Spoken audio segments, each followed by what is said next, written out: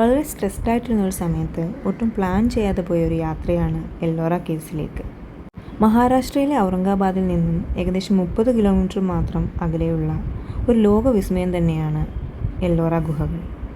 ആകെ 34 എണ്ണം ഉള്ളതിൽ 17 എണ്ണം ഹിന്ദു മതത്തിലും 12 എണ്ണം ബുദ്ധമതത്തിലും 5 എണ്ണം ജൈന മതത്തിലും ഉൾപ്പെട്ടതാണ്. ഇതിൽ തന്നെ ഏറ്റവും വലുതാണ് 16ാമത്തെ കൈലാസനാഥ ക്ഷേത്രം. ചാരനന്ത്രി മലകളിലെ ഒരു ഒറ്റ കല്ലിലാണ് ഈ ക്ഷേത്രം മുഴുവൻ പണിത് തീർത്തിരിക്കുന്നത്. ഏകദേശം 20 വർഷങ്ങളാണ് ഇത് പൂർത്തിയാക്കാനെടുത്ത സമയമെന്ന് കണക്കാക്കപ്പെടുന്നു.